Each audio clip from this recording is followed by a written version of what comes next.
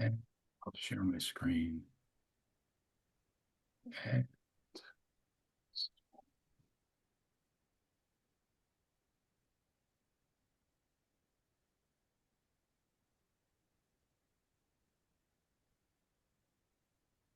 should go away.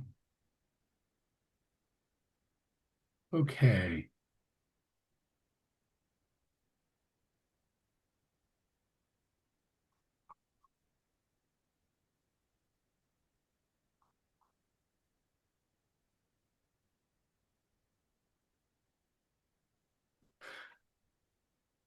So I want to pick up a little bit before where we left off last time.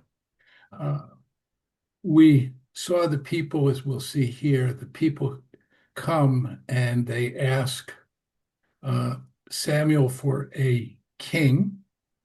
And let's go back to, here we go. And they say, "You've grown old, your sons haven't followed your ways, therefore appoint a king over us to govern us like all other nations." And so we saw last time that Samuel's sons are no goodniks, just as Eli's sons had turned out to be. And the people realize that there will be no dynasty here, and they are unworthy. And they say, "Okay, you can't lead us anymore, so we want a king." And he's displeased and he prays to God. And God says, "Heed the demand of the people and everything they say to you, for it is not you they have rejected, it is me that they have rejected to rule over them." And this is really striking because, after all, God is saying to them that they have rejected God, and nonetheless, you should listen to them. And last time when we talked about this, I talked about God acquiescing to the rule, to the request of the people. As if to say, "Well, this is not what I think is right, and I feel," and I'm using very anthropomorphic language here, "I feel they have rejected me. Um, Nonetheless," he said, "we have this relationship, and if that's what they want, they should have it." Um, I have to say that as I've thought about this over the week, I've come to a slightly different view, perhaps a more cynical view. God says essentially, "All right, that's what you want. Let's see how it works out for you." In other words, God is, as it were, giving them the rope by which they can hang themselves. Um, God is saying, "Let's see how this plays out. They'll see what comes of rejecting me as their ruler." And as I said last week also, I think that what's at play here is that God was meant to be the king of the people eternally. That is their relationship. God took them out of Egypt to make the Israelites their king. They are a vassal who has come and now become attached to the king. They are, of all the people on the earth, the one closest to God. God has a special relationship with them, and it is this, in some sense, they are rejecting. God who was in the midst of the people, God who Moses insisted of God that God should be the one who accompanies them in the wilderness. And now they're saying, "No, this is not what we need. We want to be not your special people. We want to be like everybody else." I would also add that this dance between being God's special people and being like everybody else is something that plays out again and again over Jewish history. Um, this desire to assimilate, to be like everyone else, and yet to hold back and it's been something of a battle. Going back to rabbinic times, we see something between the Pharisees and the Sadducees. The Sadducees who are much more comfortable being like everyone else, and the Pharisees who insist on a very separate kind of relationship from the people around them. Okay, so, and now God says, like everything else they have done since I brought them out of Egypt to this day, forsaking me and worshiping other gods, now they're doing that to you. Heed their demand, but warn them solemnly, tell them the practices of any king who would rule over them. Samuel repeats these words and says, essentially, this is what you're asking. The king will take your sons and appoint them as his charioteers and riders. They will serve as outrunners for his chariot. He will appoint them as chiefs of thousands and of fifties, or they will plow his fields, reap his harvest, make his weapons and the equipment for his chariots. He'll take your daughters as perfumers, cooks, and bakers, seize your fields, vineyards, and olive groves, and give them to his courtiers. He'll take a tenth part of your grain and vintage and give it to his eunuchs and courtiers. He will take your male and female slaves, your choice young men, your donkeys, put them to work. He'll take a tenth part of your flocks. You will be his slaves. And on that day, you'll call out because of the king who yourselves have chosen, and God would not answer. And the people would not listen to Samuel's warning. No, they said, we must have a king to rule over us again, so we will be like all the other nations.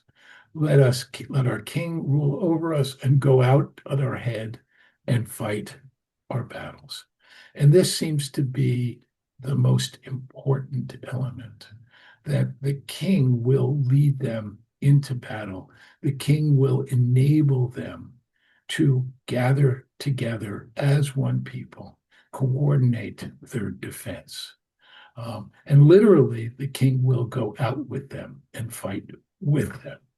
And I mention this point because we're going to see later on that King David, at a certain point in his life, is happy to let the people go out to fight and to remain back in the palace.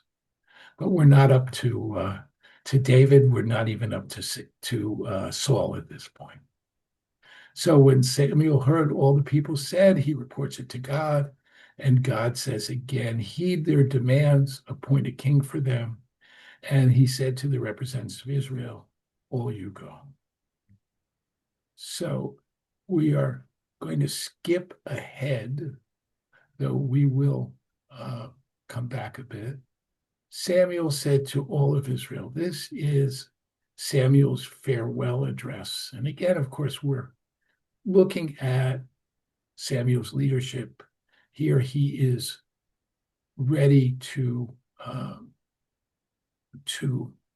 exert, to essentially leave the stage. He says, I've given you all that you have asked of me. I've set a king over you, and therefore the king from now on will be your leader. As for me, I've grown old and gray, but my sons are still with you, and I have been your leader from my youth to this day. Here I am. Testify against me in the presence of God and in the presence of this anointed one, that is the king, Saul. Whose ox have I taken? Whose donkey have I taken? Who have I defrauded? Who have I robbed? From whom I have taken a bribe to look the other way? I will return it to you. And so here, Samuel is saying, and this, I think, is one of the ways that he's pointing out that he's different from a king. We saw a list of things that the king would do, a list of things that the king would take from the people. He said, it didn't used to be this way. And in a sense, he's also wants to cement here, I think, his legacy. And they say, you have not defrauded us, robbed us, taken anything from anyone. And he says to them now, God is my witness, and this anointed one is my witness to your admission this day. You have found nothing in my possession. And they respond, God is witnessing indeed. And Samuel says again, and this language of God witnessing. And now he said, God is a witness. And God, who appointed Moses and Aaron and brought your ancestors out of the land of Egypt, come and stand before God while I cite against you all the kindnesses that God has done to you and your ancestors. And so we see something here which is very similar to Moses's farewell.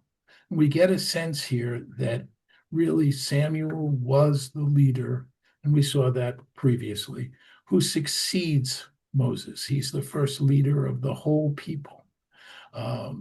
And just as Moses in Deuteronomy, in his farewell speech, recapitulates, recaps all the things that God had done, so too Samuel here says, when Jacob came to Egypt, and there's a little bit of an ellipsis here, because we know the story.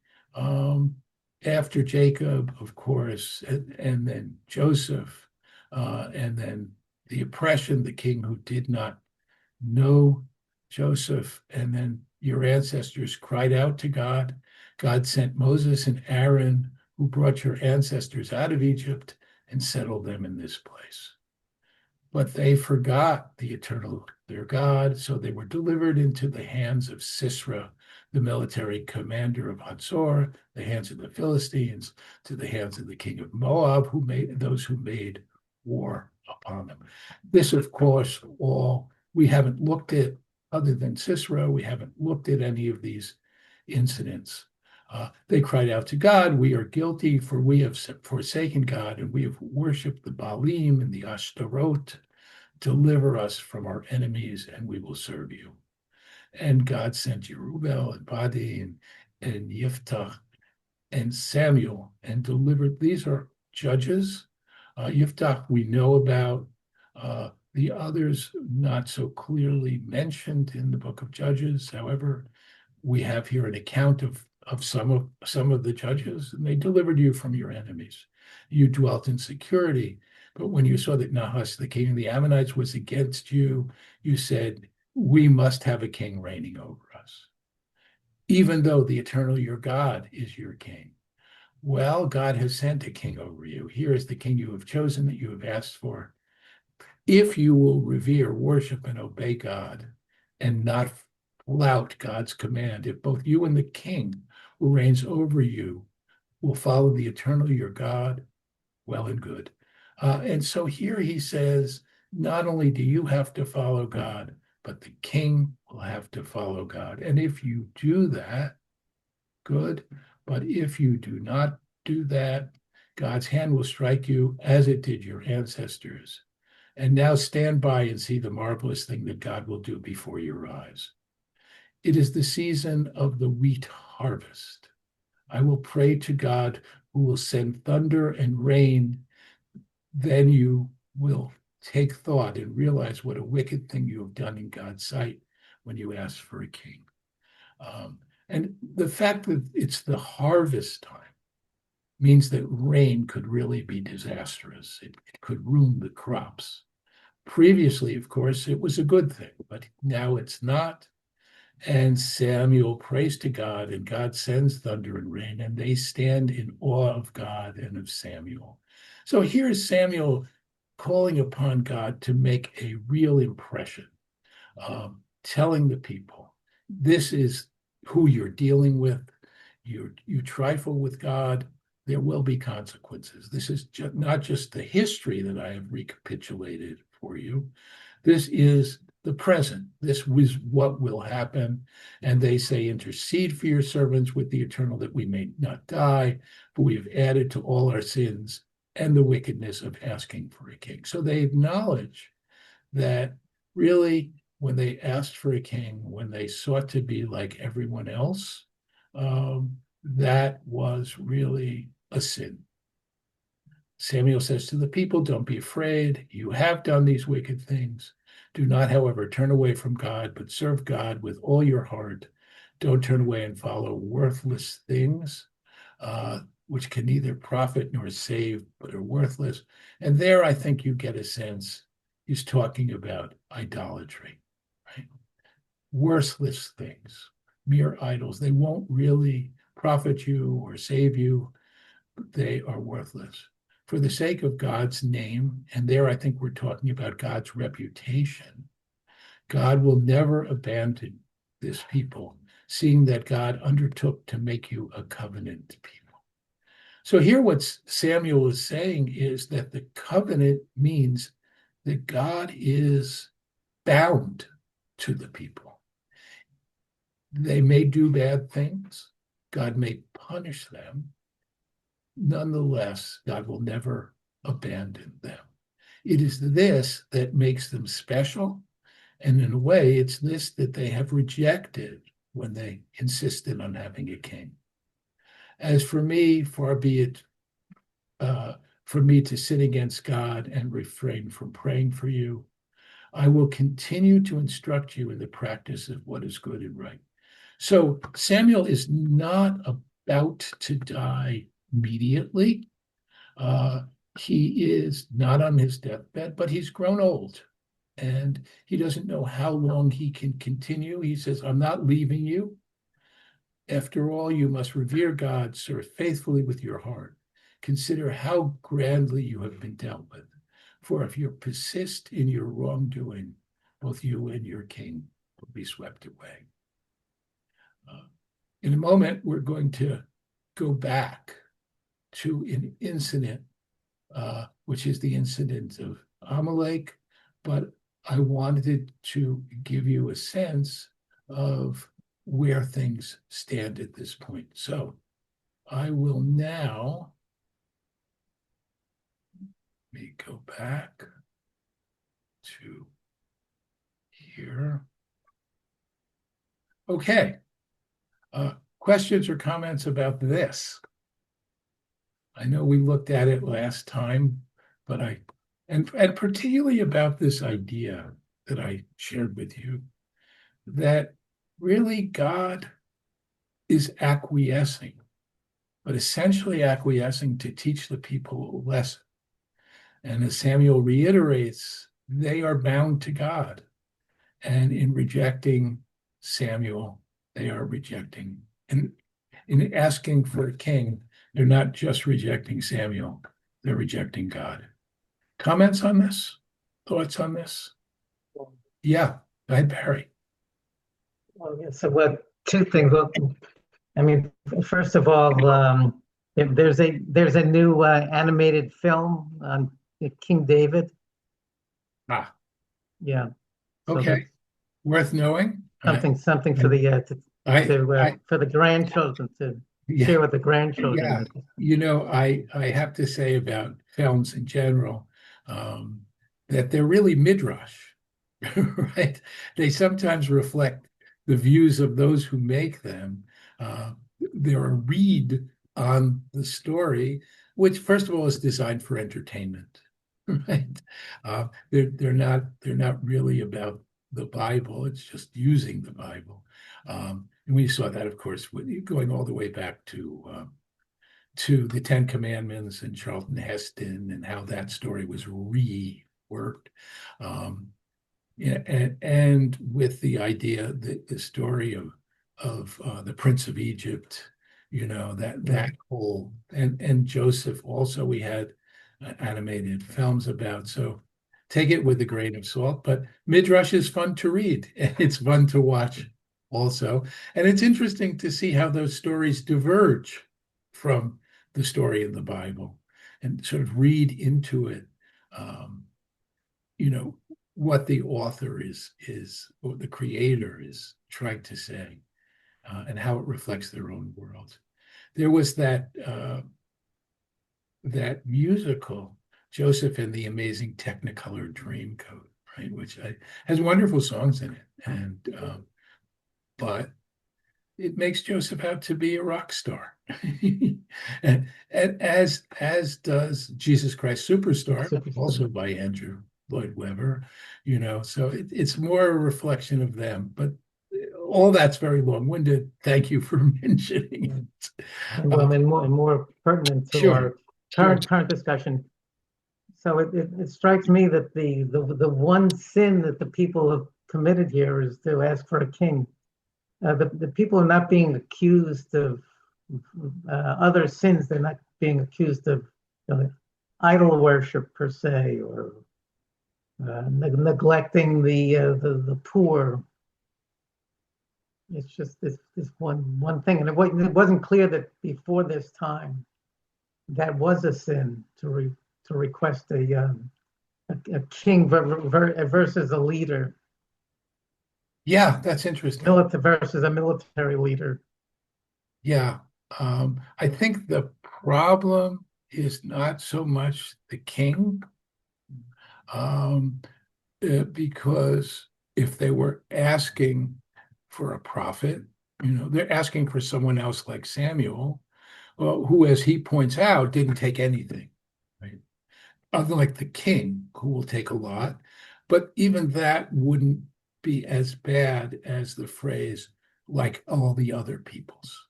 And I think if a kind of denial of the covenant, right? Because they're not like all other peoples, and their desire to be like all other people seems to be the real, at least in my mind, the real problem. Um, and that is essentially what idolatry is, right? It's worshiping something else, not rejecting this covenantal relationship that you have with God, where God is your Lord, not not some king that you have chosen. Other other comments? I see, Saul, you're looking something up, so I'll give you a second if you do have a comment. Andy, you might have just answered. Go ahead, Eric. I have a couple things on my mind, and you might have just answered it. But the pointing out like all the other people's, it seems like there's a tension in in in the first and second books of Samuel regarding this king, because it's not an outrageous thing to want a king, especially back in a time when you either ruled or were ruled, usually pretty brutally. And I sometimes get this feeling that within the book of Samuel, there is this at least tacit acknowledgement. It's not terrible to want a king. But again, you might have answered it when you said that line, like all the other people. And the other thing I'm thinking about, it was a book that came out a couple of years ago by Jacob Wright, Jewish scholar down in Georgia. I think it was How the Bible Began or something like that. And he was trying to understand why Tanakh has had such lasting value when so many other kind of religious scriptures at the time didn't and haven't. And he thought that there was a real wisdom among Bnei Israel after they'd been in the wilderness, then they'd been in power, then they'd lost power and were slaves, so that they had this all-encompassing kind of perspective that really let them hone in on what is wise and what isn't wise. And one of the things they learned was this pursuit of worldly power isn't necessarily wise in the way to go, which is why they were able to, redact and put together such a lasting scripture. Anyway, however you want to react to those are just what's on my mind. But the main thing is this kind of ambiguity of, is a king bad? Isn't it bad? Samuel isn't always, the books aren't always convincing that they didn't like the king, that it was that bad an idea. Yeah. And we know that there eventually are good kings and bad kings, right? And some of them, Josiah, for example, leads to a whole religious renewal, right? So yeah, I think that's right. But again, what Samuel's talking about is kind of a religious ideal, shouldn't need a king. The people's perspective really is military in some ways. We need to be like other peoples because we need a figure to unite us and to take us into battle. And in fact, that's what particularly David does, takes the people into battle until he doesn't. And we'll come back to that when we look at David and Bathsheba. Other comments before we move on? Saul. Yeah, I was looking at the Hebrew, and this is not the whole sentence, but when I was looking at sentence 2022, Kilo Yatosh Adonai et Amo. This is part of Yehichabod, Yehichabod before Ashrei. It ends differently, but I picked these things up, so that's why I left to get the Siddur. Yeah, absolutely. I mean, the prayer book is an anthology, right? And it really picks up from all kinds of places and uses it liturgically. And here, yes, not exact, but yeah, sure, absolutely. I mean, the most dramatic thing, of course, is the use of Psalms, right? Um, Taken and used liturgically. But other passages too, that, the Micha Mocha passage comes back. He being so our own, right, which is about the ark going before the people into war, becomes, of course, what we do as part of taking the Torah out. So, yeah. Okay. I'm going to jump back into the text. Okay, so we're a little bit earlier now, but I wanted to look at this incident because it really is about what happens to Saul. I am the one God who sent to anoint king over Israel, God's people. Therefore, listen to God's command. Thus says the God of hosts, I am exacting the penalty for what Amalek did to Israel, for the assault he made upon them on the road on their way out of Egypt. So this, of course, very famous passage, which we have it twice in the Torah, 2 times. It talks about Amalek, and this scene as the people come out of Egypt. Amalek comes, and the fullest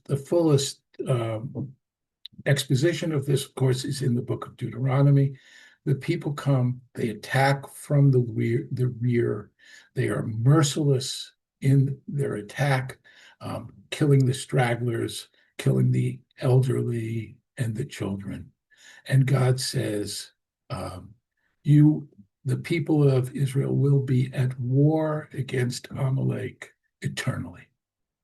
And now they have that opportunity to do this and to finish it. Now we know that, of course, Amalek will continue to plague the Jewish people. In fact, of course, Haman, right, in the Purim story, Haman, who tries to destroy the Persian Jewish community, is, if you look at his lineage, a descendant of Amalek. But God tells the people, go attack Amalek, prescribe, that is, put in cherem, destroy, essentially, all that belongs to this people. Spare no one, kill men and women, infants and sucklings, oxen, sheep, camels, and donkeys. Right. This whole idea of, it's abhorrent to us to think about an entire people being eradicated like this. And certainly, as Jewish tradition continues, this idea is soundly rejected, but it is the biblical world. And Saul apparently is now following God's command. He musters the troops, enrolls them and here we get a list of how many. And Saul advances as far as the city of Amalek. He lays in wait in the wadi. Saul says to the Kenites, come, withdraw at once from among the Amalekites, that I not destroy you along with them. For you showed kindness to the Israelites when they left Egypt, and they leave, and Saul destroys Amalek from Havilah all the way to Shur, which is close to Egypt. And he captured Agag, the king of Amalek, alive, and he prescribed all the people, putting them to the sword. But Saul and the troops spared Agag and the best of the sheep, the oxen, the second-born, the lambs, and all else that was of value. They would not prescribe them. They prescribed only that which was cheap and worthless. So, in fact, and we see that this is not just the people, but it is Saul and the people. And it's not clear why Agag is the chief of the Amaleks, the Amalekites, the king, why he is spared. Is Saul seeing in him something, you killed the king, a king, others will kill you? Perhaps unclear. Maybe he thinks that God will be of some value to him. He'll be able to use him, that he is not worthless. It's not clear at all, but the important thing is he doesn't do what he was asked to do. And the word of God comes to Samuel now.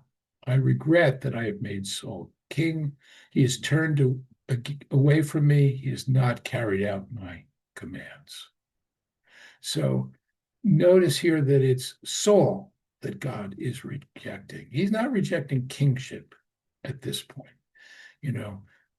That's done.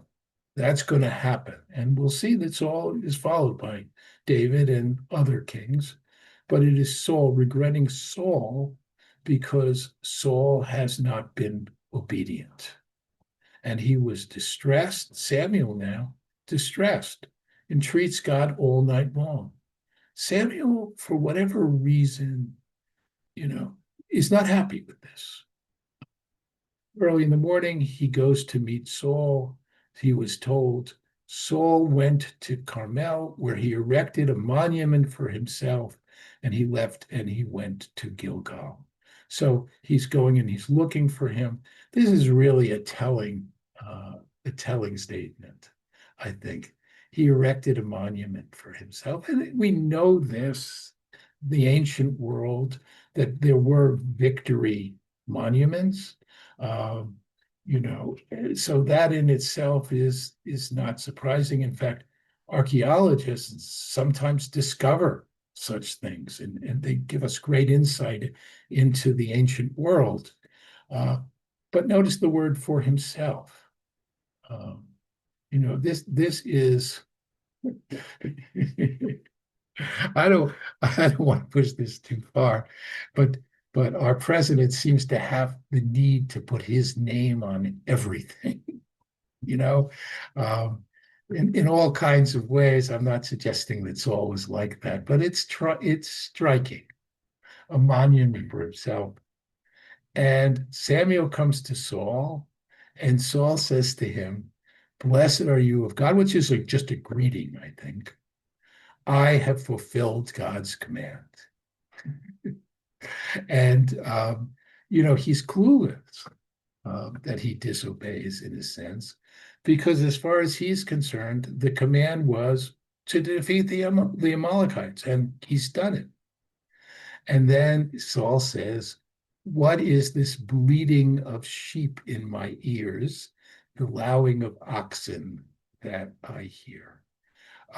So first of all, I have to mention in the Hebrew that the Hebrew word is meh. And when it's chanted in the synagogue, according to the trup, it's chanted like this, meh. I have a terrible singer. But in chanting that, and I think this is brilliant. It sounds like the bleating of sheep, as this story is essentially being told as part of the Torah. It's actually a Haftorah.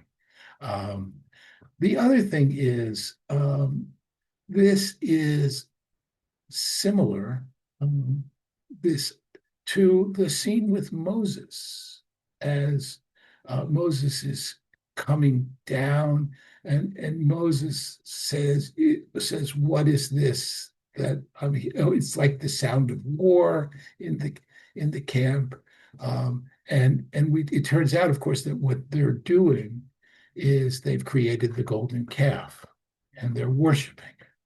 So also it's the sound that sort of triggers it. And Saul says, they were brought from the Amalekites, for the troops spared the choices of the sheep and oxen for sacrificing to the eternal your God, and we prescribed the rest. So first of all, the troops, right? Saul is distancing himself from this, but of course, he's saying, look, we didn't want to just destroy this because we could sacrifice it to God. And of course, we destroyed everything else.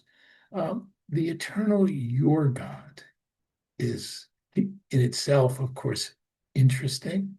And it may be just because Samuel is, after all, a prophet of God, that it means nothing more than that, right? But perhaps it's also distancing him from God a little bit. And Samuel says, "Stop. Let me tell you what God has said to me last night." "Speak," he replied.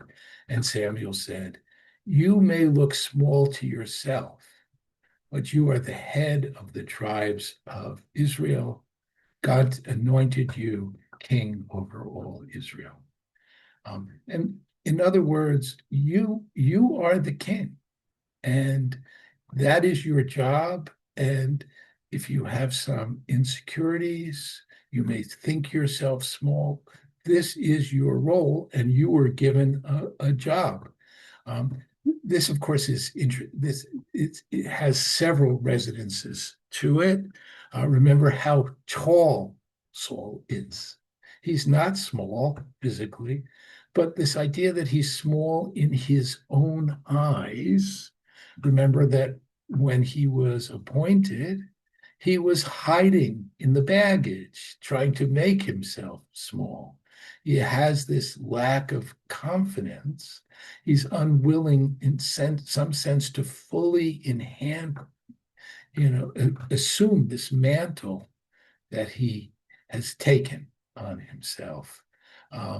This is, we've seen other people who feel unworthy, but once they take the job, they understand what's expected of them. And he says, you had a mission. What did God say? Prescribe the sinful Amalekites, make war on them until you've exterminated them. Why did you disobey God and swoop down on the spoil? And Samuel says, I did obey God. It's like he insistent, right? I performed the mission.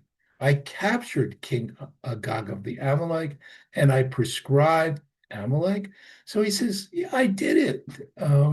I captured Agag, and I destroyed Amalek, and the troops took some spoil, the best of what had been prescribed, just to sacrifice. So again, it's the troops. And Samuel says this thing, and it's poetic. Does God delight in burnt offerings and sacrifices as much as in obedience to God's command? Obedience is better than sacrifice, compliance than the fat of rams. Rebellion is like the spirit of divination, defiance like the iniquity of oracle idols. Okay, because you have rejected God's command, God has rejected you as king. This sounds, of course, a lot like the prophets. It's the first time that we see this idea that God does not delight in burnt offerings and sacrifices unless they are accompanied by obedience to God's command. And the prophets, the later prophets, and here I'm thinking about, Isaiah and Jeremiah and Amos as well, Amos, who we're going to look at later, quite a bit later in this class. They say God not only doesn't delight in burnt offerings, but if you look at, for example, Isaiah, he says, they outrage God. You should offer me these offerings while you're going off and oppressing the poor. They are abhorrent in my eyes. We don't get something quite this strong here. It is not the case that what we see here, or even in the later prophets, is a rejection of sacrifice. It's not. It is a rejection of sacrifice, which is not accompanied by following God's will.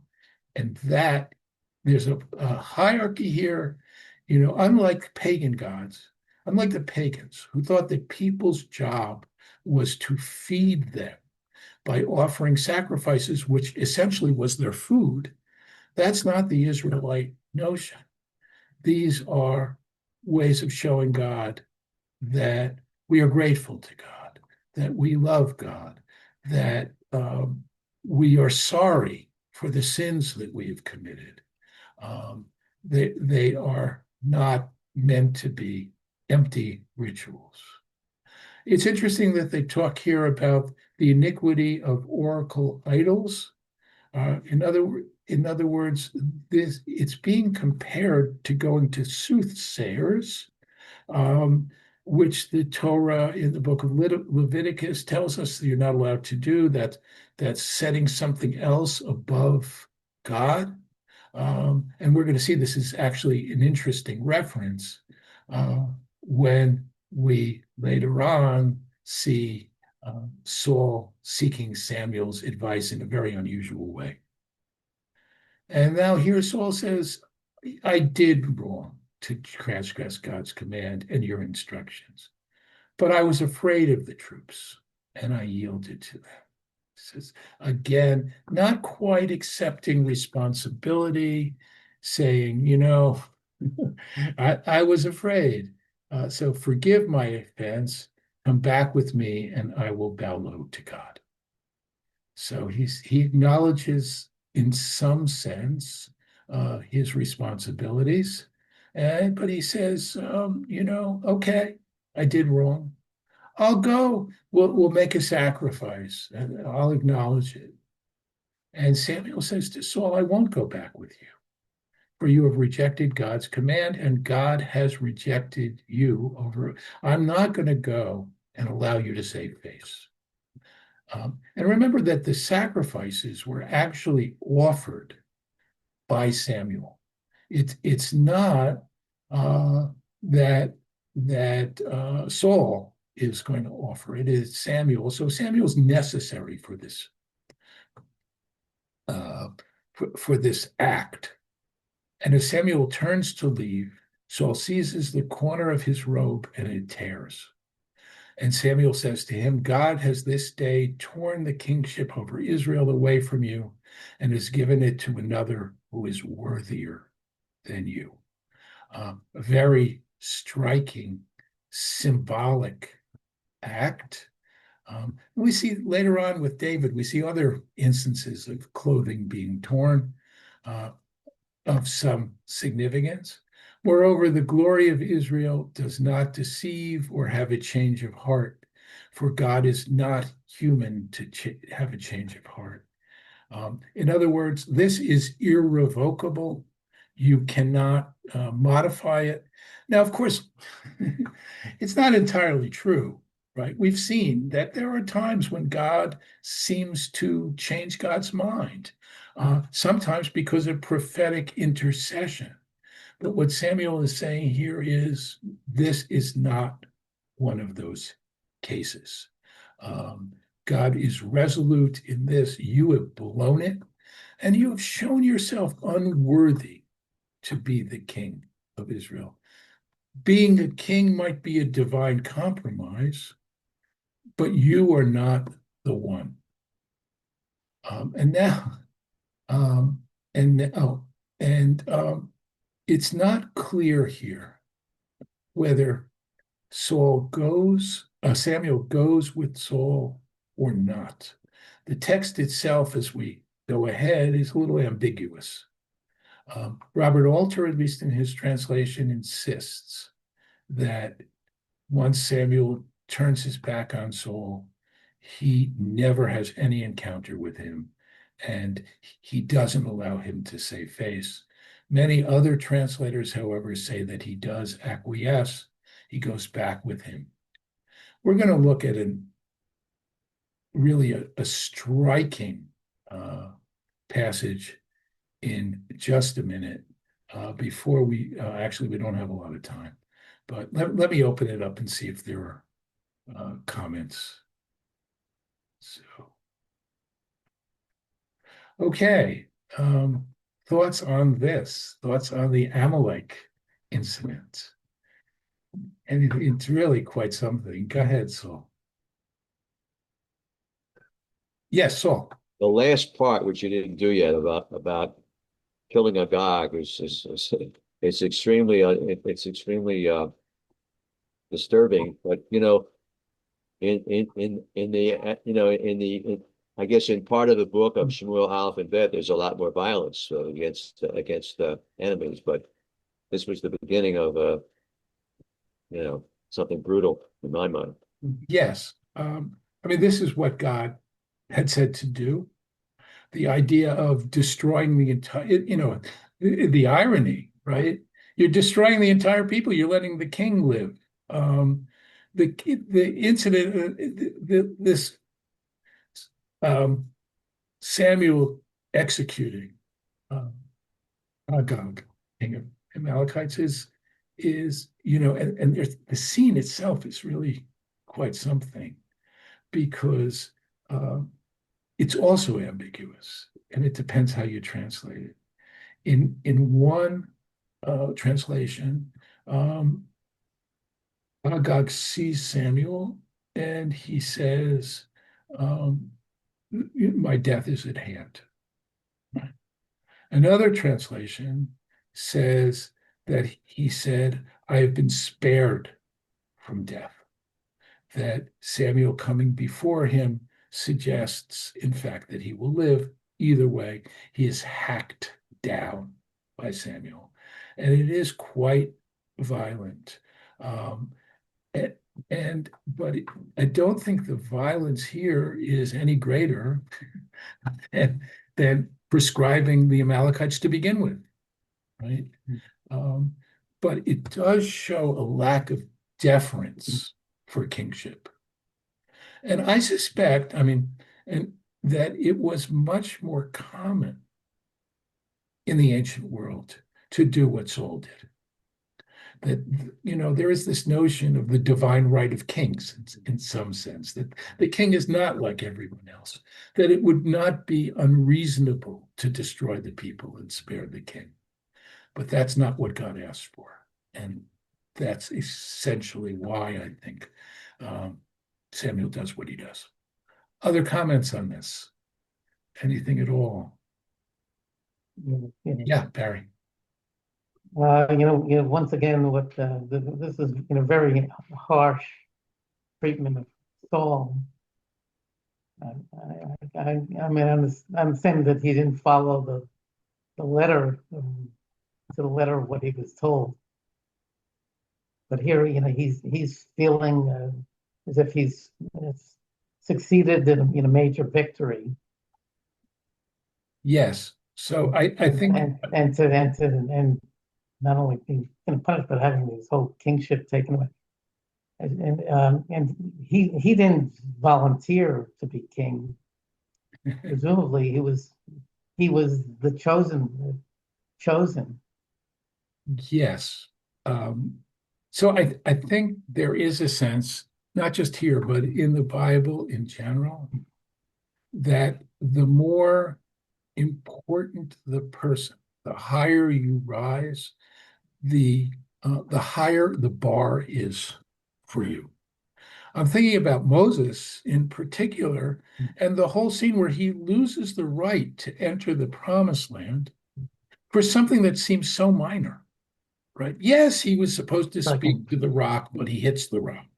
Yeah. And yes, he speaks to the people angrily, right? Seems to lose it. He calls them rebels. But really, after all that he has gone through and leading the people and dealing with rebellions and everything else, this is what keeps him from going into the promised land. And as we read it, we have this sense, really? But I think the underlying message is that leaders are held to a higher standard. And that when the leader doesn't obey exactly, there are consequences. They're no longer like everybody else. They don't have the same prerogatives because they are, and this isn't the divine right of kings by any means, but they are imbued with a certain authority, which, I mean, God was supposed to be the king. This person is now the king. They have to do exactly what God says.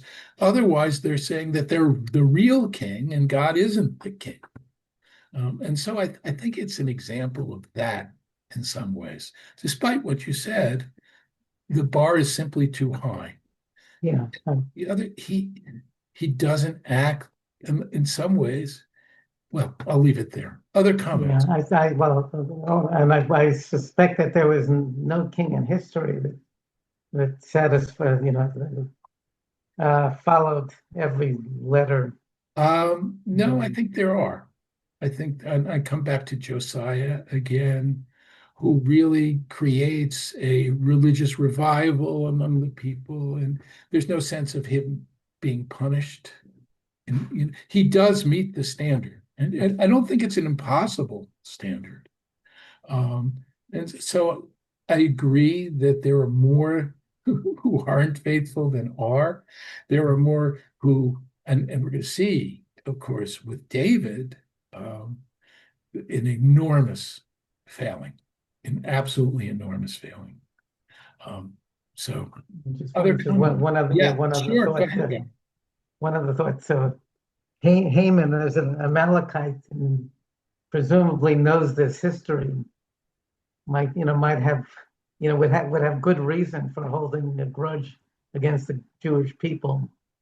Oh, uh, I'm not sure. Yeah. I'm not sure. There's a long time in between. I wouldn't necessarily assume that. I think with Haman, it really is, how dare he not bow down to me? I think it's more that. I think it's Haman's sense of self-importance. He's the one who has access to the king. They're buddies. And you will treat me. And remember that in the Purim story, what does Haman think of himself? That scene where, you know, King Ahasuerus is read through the royal annals, and he found out what Mordecai did for him. And he says to Haman, what should be done for the person that I want to honor? And what does Haman say? Oh, dress him in the royal robes and have him ride on the royal horse and so on. This is this sense of self-importance and wanting to have it reflect, and then somebody doesn't bow before him. I think it's there. And I wouldn't assume he remembers the history. Anything else? Is Okay. it fair? Is it fair to ask? I mean, granted, Saul didn't make a huge mistake, but is it fair to ask why God made such a lousy choice? Yeah, I think it is fair. As I said at the outset, I mean, either you can say God considered this an affront, but God was willing to let things play out Um, and in fact, maybe the people will learn something from it. Or God simply, God does, if you go back to the story of the flood, right? And God is fed up and he destroys the whole world. And then the next thing we see, except for Noah, and we see God's regrets. God is willing, right? And God says, I won't do that again, right? So I think God is willing to acquiesce to human desires, but that doesn't mean that God doesn't feel a sense of rejection. Or maybe it's just about let them see how this plays out. Go ahead, Sandy. Yeah, I was thinking what Eric said, and excuse me. I think this seems to show from the fact that we have free will and that God does not know the future of what's going to happen. You know what I mean? In other words, God did not know, or do we think that God did know that Saul was going to be a bad choice? And if he did, it's kind of manipulative, like, oh, well, they want a king. Well, I'm going to give them a king that's going to fail. But that's probably not. It's probably more that I would say that God did not know what Saul was going to do. So it's free will, and God does not know the future. Is that true? Yes. Okay. I would accept that. I just with one caveat. God is the one who chose Saul. Could have chosen, right? It's not, um, and it looks like Saul is chosen in some ways because he looks like a king. Remember, he's tall, he's good looking. He'd make an excellent politician, right? So, you know, perhaps God is essentially giving them, you want a king, I'll find somebody who looks regal, right? And God, as you say, and I think it's really a good insight, human beings make choices, right?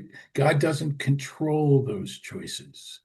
Um, God is unhappy that they want a king, but God says, okay. Yeah, it's a different way of reading it. And I like it. Um, it's because we do see, I mean, the idea that human beings have free will, are allowed to make mistakes, is, it's a good read. Uh, all right, we are out of time. Unless there is any last comment or question, we're going to leave it here. And we will see next time this remarkable scene where the last time we see Samuel, he is being brought back from the dead. There's really nothing like this scene anywhere else in the Bible. I do want to say, though, that we will not meet next week. So we'll meet. I want to wish you a happy new year. And we will meet in 2 weeks. I usually take off the 2 weeks before. This week, I really wanted to get through what we do, but I am taking a 1 week off. I will also be taking some time off in February. We're going to Israel. But other than that, I expect, and a bit of time off for Passover as well. I expect to continue weekly. Okay, so I look forward to seeing you then. And have a great 2 weeks. Happy New Year. Thank Thank you. you. Okay. Happy New Year. Wait, yeah.